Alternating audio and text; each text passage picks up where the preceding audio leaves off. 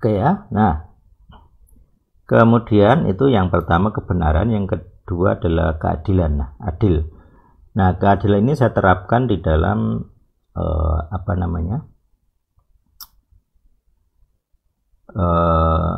saya hanya pertama-tama ketika meninjau sesuatu adalah saya berusaha netral. Jadi saya berusaha adil, netral dalam menilai segala sesuatu. Jadi kalau ada laporan, kalau ada hal-hal yang disampaikan gitu, saya akan berusaha adil gitu ya, melihat dari banyak sisi. Benar nggak yang dia omongkan, benar nggak yang dia sampaikan gitu ya. Terus dari sisi prinsip-prinsip penghakiman Tuhan atau keadilan Tuhan, saya pengen tahu gitu, dia punya salah atau enggak gitu ya. Kalau saya punya petunjuk kecil bahwa dia punya kesalahan gitu, punya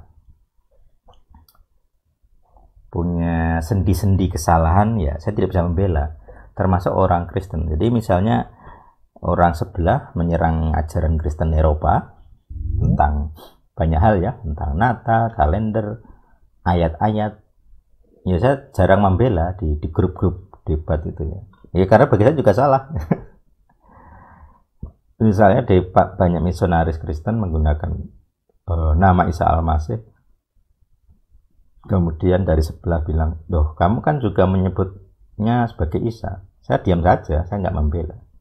Kayak itu adil, saya harus adil. Itu memang salah. Termasuk doa-doa kita yang kadang orang memohon-mohon supaya dibantu gitu.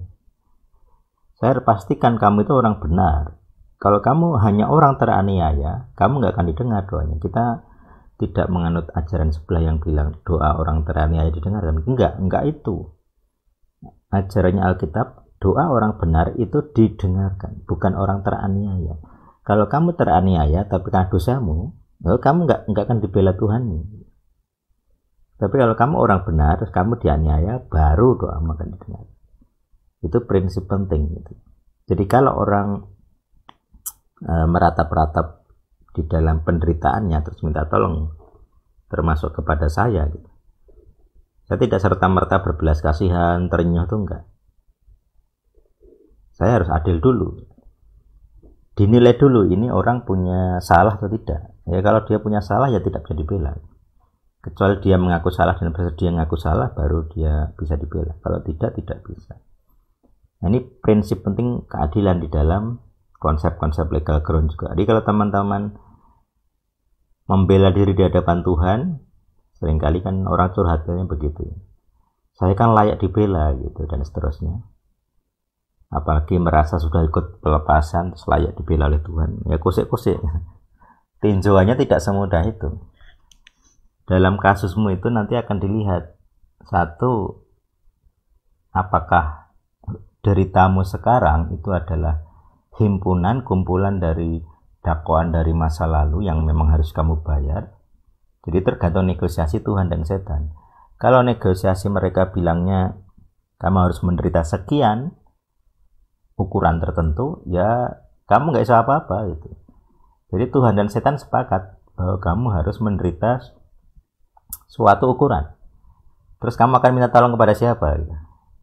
Setan akan membuatmu menderita segitu. Terus kamu datang kepada Tuhan, Tuhan tolonglah saya supaya tidak menderita. Tuhan bilang, loh memang aku ingin kamu begitu. Sama seperti kitab Ayub. Ayub kehilangan anak, kehilangan harta. Ketika dia datang kepada Tuhan, apakah Tuhan membela dia dari semua kehilangan itu? Tidak. Dia malah mengatai Ayub, "Hei Ayub, kamu lihat nggak ketika aku menciptakan dunia? Kamu lihat nggak ini? Kamu tahu nggak namanya apa? Behemoth, Leviathan, dan sebagainya." Terus Ayub hanya bengong kan, tidak bisa berkata apa-apa. Karena di bagian lain kitab suci, di Amsal misalnya, yang menemani Tuhan di dalam penciptaan adalah sang hikmat. Dulu kita bahas itu, bukan Ayub gitu. Jadi Ayub itu merasa paling saleh di dunia timur, tapi ketika ketemu Tuhan yang original, dia bengong saja. Jadi seperti itu kira-kira ya. Jadi kita harus punya prinsip namanya keadilan. Kalau kita tidak adil, judgement kita, penilaian kita juga akan salah gitu. Makanya termasuk nanti ini di bagian kedua nanti tentang orang Kristen.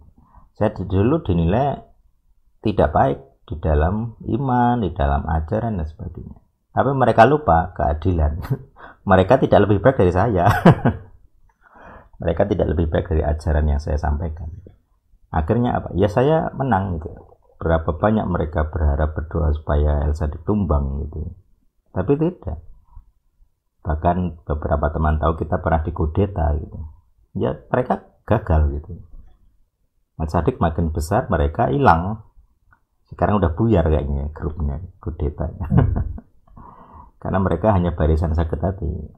Tidak punya ideologi. Bukan visi Tuhan yang mereka jalankan. Nah, makanya itu hal seperti itu yang namanya keadilan. Baju sirah, saya adil Pak.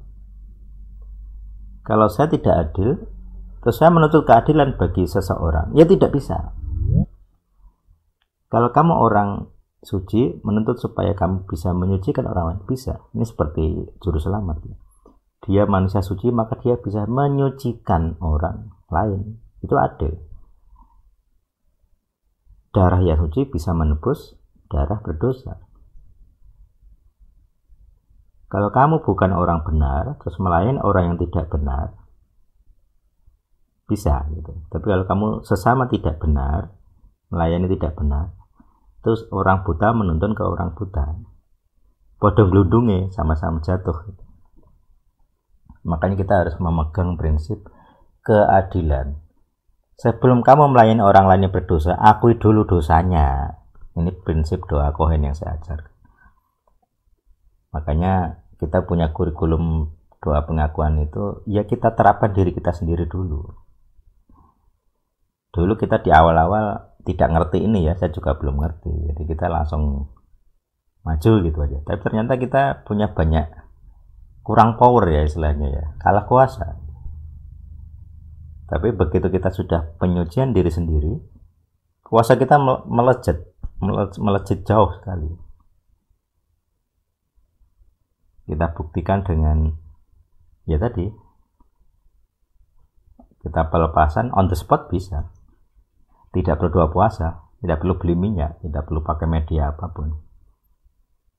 Kalau sudah paham konsep, tidak perlu membaca kan, kita langsung merangkai kata di tempat gitu.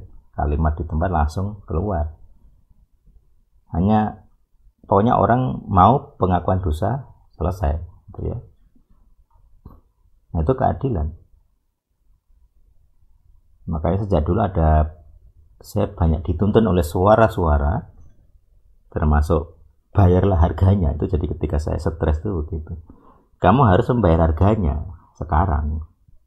Di tahun 2004-2005 ya. Pikir saya waktu itu, buat apa bayar harganya? Ternyata ya untuk visi El Sadik yang gede ini harus ada orang yang bayar harga. Kalau istilahnya salah satu kawan saya dulu ya, mereka sangat senang menggunakan istilah biji gandum yang mati gitu ya. Ya ini mirip seperti itu. Harus ada yang berkorban, ada keadilan. Yesus pernah naik ke atas, dia juga pernah turun ke paling bawah. Ini kayak gelombang.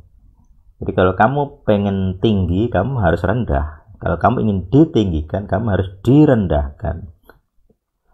Kalau kamu ingin meninggikan diri, kamu harus meninggikan orang lain.